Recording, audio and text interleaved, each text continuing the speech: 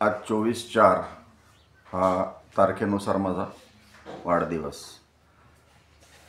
तर तो काही ठरवून त्या दिवशी काही वाचावं वगैरे असं काही नव्हतं. मी सहज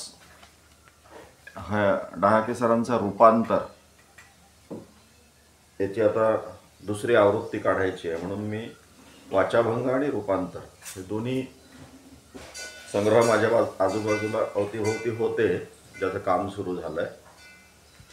आणि पान क्रमांक 28 रूपांतरवर ही आकारमान नावाची कविता दिसली आणि त्या सुरुवातीच्याच ओळींनी मला असं काहीतरी वाढदिवसाशी रिलेटेड असं काहीतरी याच्यात तत्व आहे असं मला वाटलं, म्हणून ती कविता वाचतो. आकारमान, वसंत आबाजी डहाके. आपण छोटं असणं किंवा मोठं होणं याबद्दल मला कधीच काही वाटलं नाही. छोटे तर छोटे, मोठे म्हणता तर मोठे, असं एकंदर. पण हे आपलं नुसतं बोलणं असतं.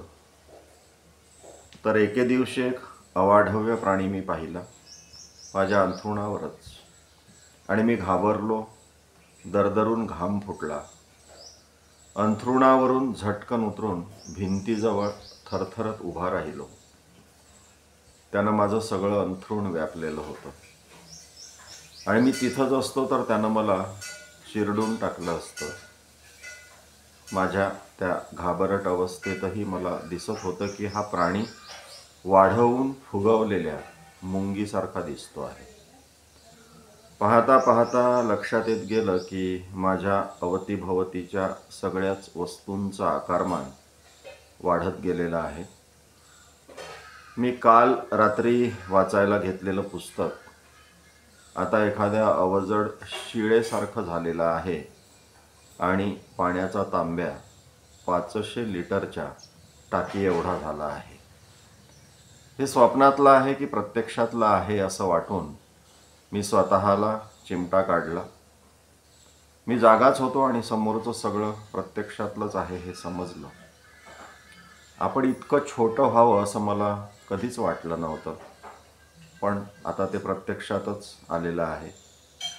मग मीच एखाद्या क्षुद्र कीटकासारखा वावरू लागलो आणि या मोठ्या झालेल्या गोष्टींचं भक्ष्य कधी बनतो याची वाट पाहू लागलो.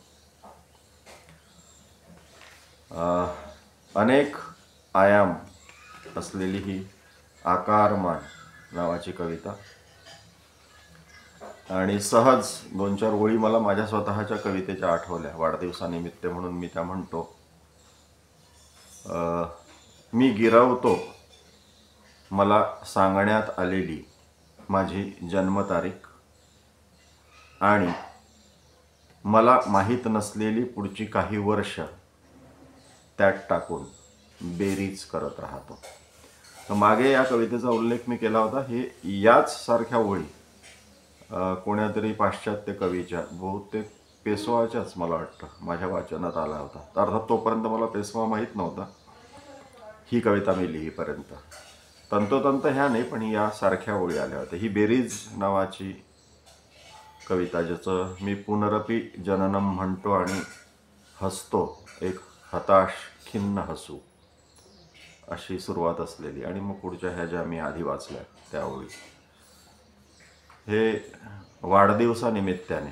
एरवी मी आता व्हिडिओज बंद केले होते, पण मुग्धा देशपांडे म्हणाले आता काल परवा श्याम धोंडकडे नागपूरला गालिब, आणि ते महत्त्वाचंच पुस्तक आहे अक्षय कुमार काळेंचं, म्हणून त्यातला काही भाग वाचला होता मी. अर्थातच व्हिडिओज बंद केले म्हटलं तरी तो खूपच म्हणजे खूप काळ बंद करेल असं मला वाटत नाही. अधूनमधून असा एखादा प्रसंग घडला आणि काही बोलावं असं वाटलं तर निश्चितच बोलीन.